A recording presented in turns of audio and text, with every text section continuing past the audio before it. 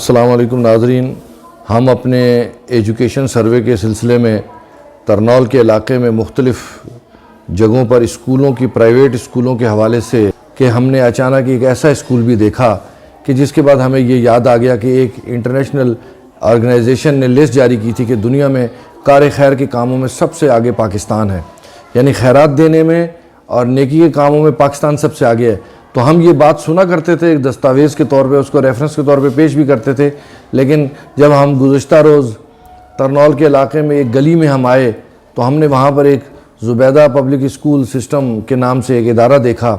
तो हम वहाँ पे रुक गए कि हम इस स्कूल को भी जांचते हैं कि यहाँ पे बच्चों को कैसे पढ़ाया जा रहा है। तो हमें हैरत की इंतहा न रही कि ये एक फ़ैमिली है जो 500 बच्चों का बोझ उन्होंने उठा रखा है, गरीब लोगों के, जिनकी कोई फ़ीस नहीं है, जिनको यूनिफॉर्म और बुक्स जो है और कॉपीज़ ये भी फ्री ऑफ कास्ट दी जाती हैं। और ये 10 साल से इदारा काम कर रहा है और इसके लिए ये खैराती इदारे के तौर पर लोगों से खैरात भी नहीं मांगता फिरता, बल्कि ये अपनी मदद आप के तहत अहले खाना जो है इस फैमिली के लोग अपनी मदद आप के तहत ये सारा सरमाया खर्च करते हैं और इसको इस बात पे यकीन रखते हैं कि उन्होंने अपनी जिस प्यारी वालदा के नाम पे ये इदारा बनाया है, अल्लाह ताला उनके दर्जात बुलंद करेगा। नामा अमाल में इनकी औलाद की ये कोशिश जो है दर्ज होती रहेगी। तो आज हम इस ज़ुबैदा स्कूल में मौजूद हैं और बहुत शानदार स्कूल है, बच्चे बिल्कुल डिसेंट, नीट एंड क्लीन है। तो हम मैडम के पास मौजूद हैं, इनसे पहले पूछते हैं, हमने तो अभी तो मैडम से नाम भी नहीं पूछा। तो हम मैडम अस्सलाम वालेकुम, पहले आप अपना तारुफ करा दीजिए ताकि हम बात आगे बीना फ़याज़ है और मैं ज़ुबैदा स्कूल सिस्टम की प्रिंसिपल हूँ और इसकी मैनेजिंग ट्रस्टी भी हूँ। सही जी मैडम, आपकी तालीम एजुकेशन क्या है? जी मैंने मास्टर किया है हिस्ट्री में, 92 में किया था जब मेरी शादी, रिज़ल्ट मेरे शादी के बाद आया था। पंजाब यूनिवर्सिटी से हमने किया था और फिर मैं हमेशा घर में ही रहती थी। और जब मेरे बच्चे थोड़े बड़े हुए और बस हमारी वालदा का जब इंतकाल हुआ, मैं सबसे बड़ी बेटी हूँ। तो हम सब बहन भाइयों ने मिलकर सोचा कि हम क्या करें, क्योंकि मेरे बच्चे बड़े हो गए थे तो सारों ने बोझ मेरे पे डाला कि हमें कोई ऐसा काम करना चाहिए जो सदका जारिया में आए। मतलब आप फैमिली की लीडर हैं, उन्होंने मान लिया। जी बिल्कुल, मुझसे तो बड़े भाई हैं और वो मुझे लीडर ही वैसे बेचारे मानते हैं। मैडम आप बताइएगा कि ये आइडिया कहाँ से आया और आपने ये हम सब हमने बहन भाइयों से पूछा कि हमें क्या करना चाहिए।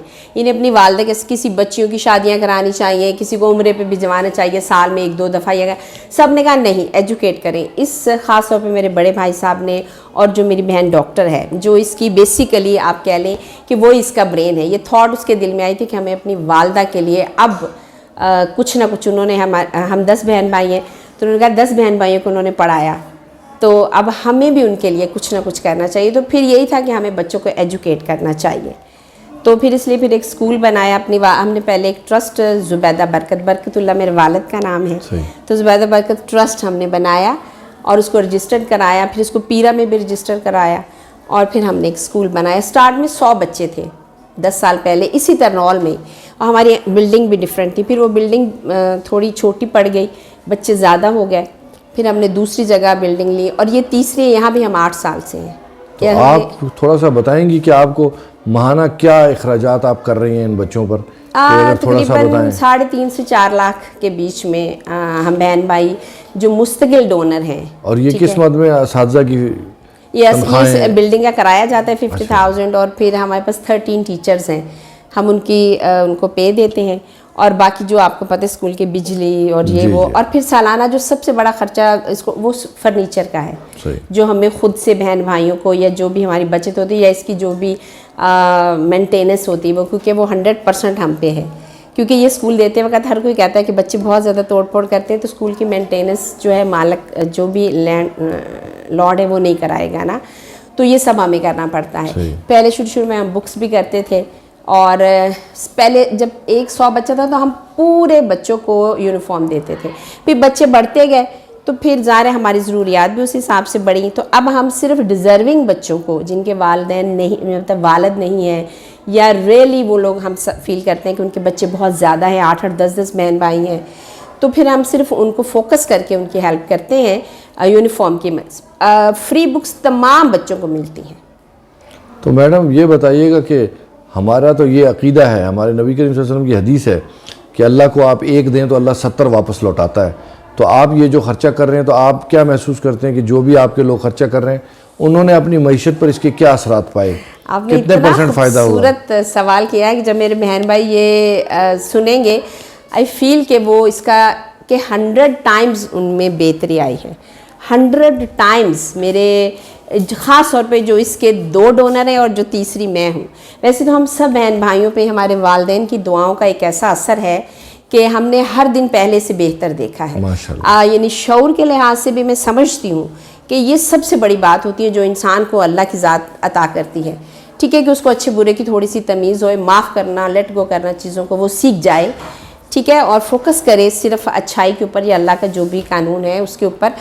तो या जब भी कोई इशू हो तो अल्लाह के कानून की तरफ मुड़े कि वो उसने हमें इस हवाले से अल्लाह के रसूल सल्लल्लाहु अलैहि वसल्लम ने क्या गाइड किया है, तो फिर उसी पे चले। तो हमने हर दिन हम 8 बहन भाइयों ने पहले से बेहतर देखा है। और मुआशियात में भी आप यकीन करें, जब मैंने ये स्कूल खोला था तो मैं G10 में रहती थी।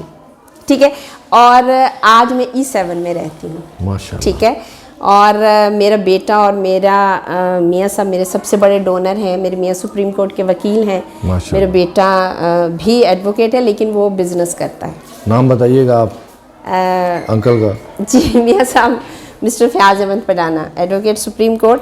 और अगर आप बड़े मशहूर नाम है एरिया में जाएँ तो आप ज़रूर। हाँ, मिले हुए भी हैं उनसे और मैं जानता हूँ, मैं सुप्रीम कोर्ट की बीट भी करता रहा हूँ। जी जी मेरे उनके साथ बडाना साहब, उन्होंने 2 दफ़ा इलेक्शन भी लड़ा था, इसलिए तकरीबन बार में हर बंदे उनसे वाकिफ़ है ना। वो मतलब वो एक सीनियर वकला में है। जी बिल्कुल। तो ये बताइए अब नाजरीन, हम चूँकि यहाँ पर अव्वल तो अगरचे स्कूल के हवाले से आए हैं, लेकिन इस वक्त एक और कैफियत पैदा हो गई है कि एक माँ ने 10 बच्चे पाले और अब वो बच्चे जो हैं उस माँ की दर्जात की बुलंदी के लिए एक कोशिश कर रहे हैं। ज़ाहिर है माँ को इसका सवाब जाना है, तो हम उस माँ के बारे में पूछते हैं कि वो कैसी माँ थी, ताकि आप लोगों को भी पता लग सके कि हम कहाँ खड़े हैं।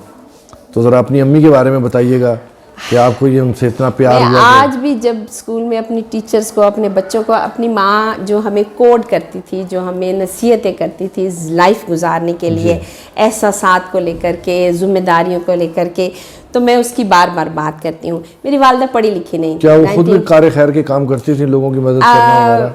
वो लाइफ में कभी घर से बाहर नहीं गई, शायद ही कभी, यानी जो बहुत कोई ज़रूरी चीज़ हो उसके लिए।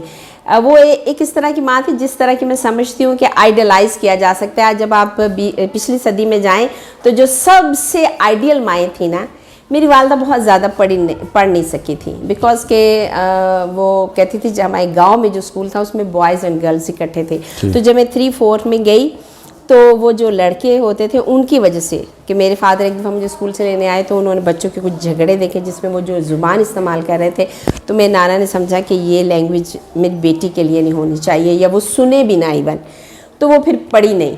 अच्छा। तो मेरी वालिदा, लेकिन उन्होंने हम सब बहन भाइयों को, मतलब मैं सबसे बड़ी हूँ, मैंने मास्टर किया, मुझसे छोटी ने मास्टर किया, 1-2 शादियाँ हो गई तो मास्टर कर रही थी। मेरी सबसे छोटी बहन जो इसकी मेन है, उसने गंगाराम से, वो गायनाकोलॉजिस्ट है, आजकल जर्मनी में होती है, जर्मन नेशनल है। माशाल्लाह। हाँ, और दुबई में भी गोल्डन सिटीजनशिप है उसके पास, due to her only skill के जो वो कितनी बड़ी डॉक्टर हैं, चेस्ट कैंसर की और गायनी की।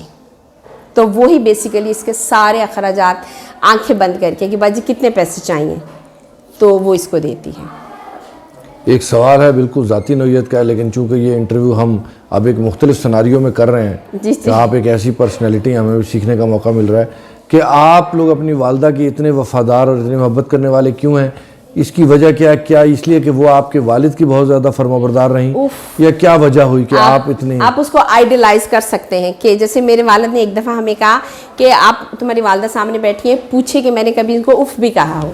तो मेरी वालिदा ने कहा कि आप भी मेरी तरफ से इनसे पूछ लें कि कभी मैंने कोई ऐसा काम किया हो कि मुझे उफ़ कहने की ज़रूरत पड़ी हो।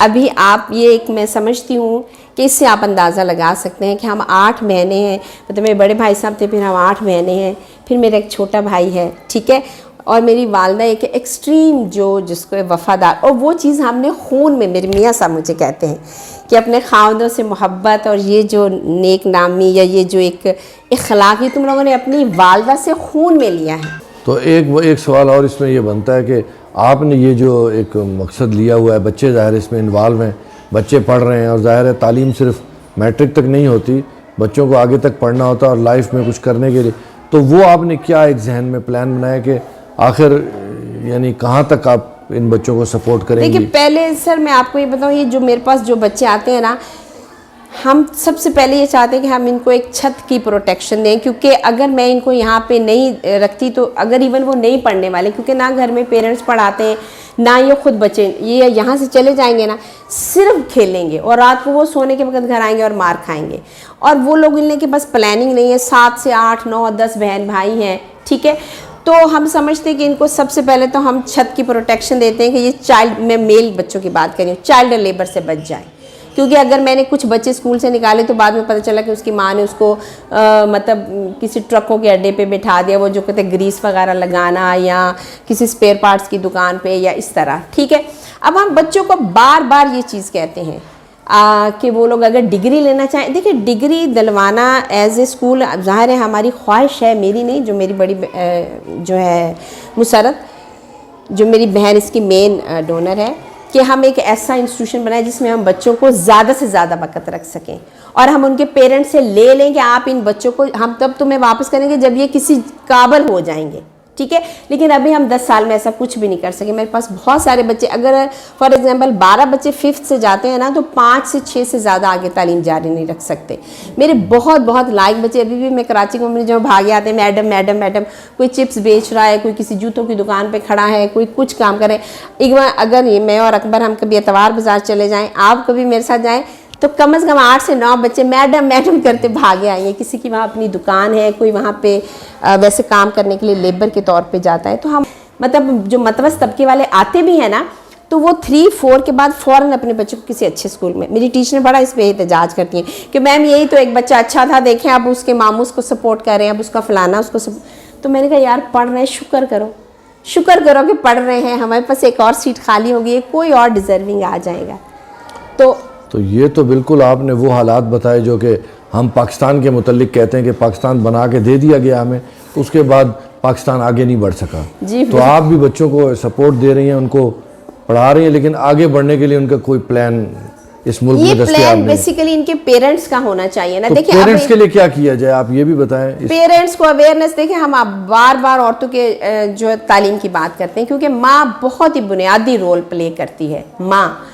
और अगर आप माँ को डोमेस्टिक वायलेंस से बाहर नहीं निकाल पा रहे, और माँ वही कहते हैं ना कि आप औरतों के लिए वो वर्कशॉप्स होती हैं कि जिनको इनके हकूक़ का तहफ़्फ़ुज़ बताएं कि इनके क्या हकूक़ हैं। मैं ऑलवेज सेड नो, इनके बाप को बताओ कि तुम्हारी बेटी के क्या फ़राइज़ हैं तुम पे, क्या लाइबिलिटी है कि तुम अपनी बेटी अल्लाह ने तुम्हें दे दी है, तो अब तुम इसके साथ क्या सलूक करोगे, उसको कितनी सपोर्ट करोगे, कहाँ तक करोगे। और एक खामद को बताओ कि ये जो बीवी है ये तुम्हारी रियाया है और तुमने इसके साथ क्या सलूक करना है। तो ये एजुकेट करने का असल में फ़ायदा होगा जब हम मर्द को एजुकेट करेंगे। आप देखिए कि हम मर्द को क्या एजुकेट करते हैं, वो जब घरों में देखता है एक बच्चा, यहाँ पे आप स्वेर के 10वीं की बच्ची अपने 4थी में पढ़ते भाई से डरती है कि ये मुझे घर जाके मारेगा, क्योंकि उसने अपने ये सब चीज़ें घर में देखी हैं। तो ऐसी सिचुएशन में आप, मैं इनको क्या कहूँ, इनके पेरेंट्स को बुलाते हैं, माँ आके रोना शुरू, उनकी अलग ही स्टोरियाँ होती हैं। तो हम बच्चों को ही गाइड करते हैं जिस हद तक। आप क्या समझते हैं कि ये हमारी सोसाइटी कहाँ जा रही है, एंड क्या होगा? आप तो इतने डीपली पैसा भी खर्च कर रही हैं, कोशिश भी कर रही हैं, पढ़ी लिखी भी हैं। बस वही चिड़िया वाला, मैं तो समझूंगी हमारा हाल जो कह रहे हैं कि नमरूद ने जब आग लगाई तो वो चिड़िया मुंह में पानी डाल के तो उस पर डाल रही थी। देखिए 30 लाख बच्चे, अभी जमाने को बहुत बड़ा इनको प्लान भी दिया है, लेकिन मुझे उसका कोई ख़ास फ़ायदा नहीं लगता। मैं आपको पहले बताती हूँ, मैंने ये बात पीरा वालों से भी डिस्कस की थी। मैंने कहा था आप हमारी भी तो राय ले लेना कि इन्होंने उस गलियों में, बाज़ारों में स्कूल खोले हैं, ठीक है, और वो क्या कहते हैं, वो लोग घरों में 3-3 बच्चे हैं, और वो बच्चे आके बैठ जाते हैं, तो वो उनको 15,000 तनख्वाहें भी दे रहे हैं। और मुझे पता है, क्योंकि मैं इन तमाम बच्चों से, इन टीचरों से भी इन टच हूँ, कि वो कहती हैं कि हम क्या करें, हम घर के काम करें, बच्चों को संभालें कि इन बच्चों को पढ़ाएं। लेकिन वो घर वालों ने एक प्लान के तहत, खुदा के वास्ते, हर बच्चे का बुनियादी हक है कि वो उसको तालीम मिले, और अगर वो बीमार हो तो उसको फ्री इलाज मिले। ये हर बच्चे का बुनियादी हक है। अगर आप इसको ये 2 हक दे दें तो वो ज़रूर मुआशरे को हर सूरत कम कुछ करेगा, वापस कुछ ज़्यादा करेगा। जब एक बाप अपने बच्चे को तालीम खरीद के दे रहा है, देखिए ना, मैंने खुद मेरे बच्चे बीकर में पढ़े हैं, ठीक है, TMUC से उसने पढ़ा है, बाहर जाके पढ़े। जब एक बाप पहले दिन से जिस बच्चे को पता है कि मैं तो इतने 1000 फीस दे रहा हूँ, हर चीज़ तो वो खरीद रहा है, तो वो कैसे किसको वापस क्या करेगा, आप मुझे बताएं ना। तो जब आप बच्चे को फ्री तालीम देंगे तो उसको भी पता है यार कि मुझे भी इस मुल्क ने कुछ दिया है, तो मैं भी इसको कुछ वापस करूंगा। तो अभी ये जो नया इन्होंने तालीमी सिस्टम किया है कि जी हम सब प्राइवेटाइज करेंगे, इट वाज आई थिंक ये आखिरी कील ठोक रहे हैं ताबूत पे, कहते हैं ना आखिरी कील। तो मैं समझती हूँ कि ये होएगा, इससे मुआशरा और बिगाड़ की तरफ जाएगा। इससे जायज़ मैं कहती हूँ जो बच्चा 10 लाख 20 एक साल में देता है डॉक्टर बनने के लिए, 50 लाख 60 लाख 70 लाख लगा के वो मरीज को कैसे उसका फ्री इलाज करेगा, आप मुझे बताएं। सही। वो तो कहेगा पहले जायदाद बेच, पहले तो हर बच्चे से हर बंदे से अपनी पूरी मेडिकल की फीस लेके फिर उसका इलाज करे।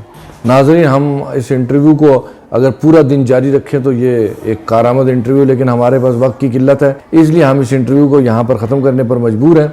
लेकिन हमने आज एक बहुत कीमती वक्त गुजारा और एक शानदार पर्सनैलिटी से मुलाकात हुई और एक शानदार सोच को हमने अमली शक्ल में देखा कि इंसान कुछ करना चाहे तो उसके लिए रास्ते बड़े हैं। तो अभी इनसे गुफ्तगू में हम इनकी पजीराई करने आए थे कि ये निकार खैर का काम कर रही हैं, तो हमें उसमें कई ऐसी नई बातें निकली कि जिस शोबों में काम करने की ज़रूरत है। हमें हर पाकिस्तानी पर काम करने की ज़रूरत है कि पहले पाकिस्तानी की तरबियत हो, तभी हम आगे बढ़ेंगे। हम तरबियत के बग़ैर की कौम है, इसलिए हम पर जितनी भी मेहनत की जा रही है वो ज़ाया हो रही है। इन अल्फाज के साथ मैं इस उम्मीद के साथ कि पाकिस्तान का अल्लाह ताला हाफिज़ व नाज़िर हो, और मैडम का बहुत शुक्रिया, आपने हमें बड़ा टाइम दिया। अस्सलाम वालेकुम। थैंक यू सर, बहुत शुक्रिया।